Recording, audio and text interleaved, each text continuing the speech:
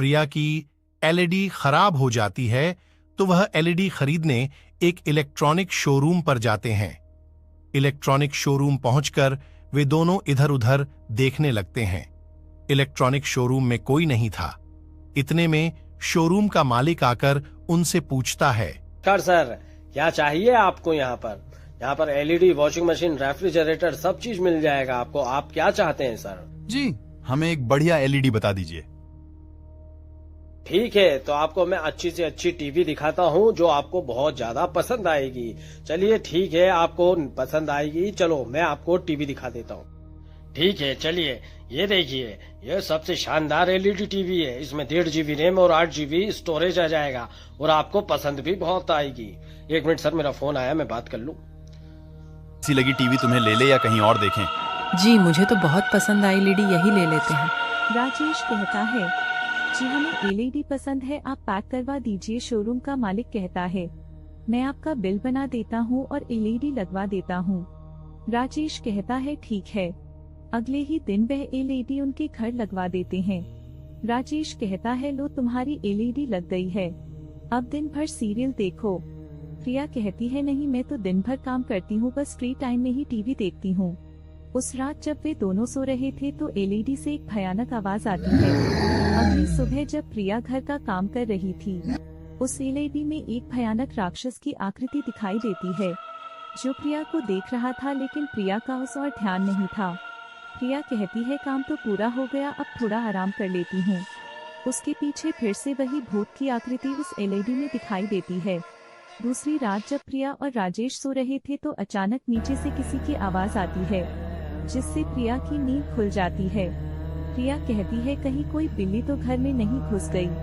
नीचे एलईडी का राक्षस एलईडी से बाहर आ जाता है और कहता है, मैं इन सबको इस एलईडी में ले जाऊंगा। प्रिया ऊपर से नीचे आ जाती है और वह उसे देख लेती है और कहती है, यह कौन है, और बहुत डर जाती है। एलईडी का भूत उसे देखकर कहता है, मैं तुम सबको इस एलईडी में ले जाऊंगा, और एलईडी का भूत उसे पकड़कर एलईडी में खींच ले जाता है। प्रिया राजेश को आवाज लगाती है, बचाओ राजेश, राजेश बचा लो मुझे। राजेश ऊपर से नीचे आता है, लेकिन तब तक एलईडी का भूत उसे एलईडी में खींच ले जाता है और राजेश वहीं बैठकर प्रिया का नाम लेकर रोने लगता है। अगली सुबह राजेश एक बाबा के पास जाता है। बाबा उसे बताते हैं, राजेश उसे हराना मेरे बस की बात नहीं है, लेकिन उसे हराने का एक ही तरीका है। जब वह एलईडी से बाहर हो तो एलईडी को फोड़ना होगा। और राजेश कहता है, ठीक है बाबा, आज मैं उस शैतान को खत्म कर दूंगा। और बाबा कहते हैं, भगवान तुम्हारी रक्षा करे। उस रात राजेश एक हथौड़ी लेकर ऊपर बैठा था। नीचे कुछ आवाज होती है। राजेश समझ जाता है कि एलईडी का भूत बाहर आ चुका है। राजेश नीचे जाता है और इधर उधर देखता है और कहता है, मुझे यह एलईडी फोड़ देना चाहिए, इससे पहले कि वह भूत वापस आए। राजेश जैसे ही टीवी फोड़ने की कोशिश करता है, वह भूत वहां आ जाता है और कहता है, तुझे क्या लगता है तू इतनी आसानी से मुझे खत्म कर देगा? और शैतान अपनी शक्ति से राजेश पर हमला कर देता है। राजेश बहुत तकलीफ में था और बहुत चिल्ला रहा था।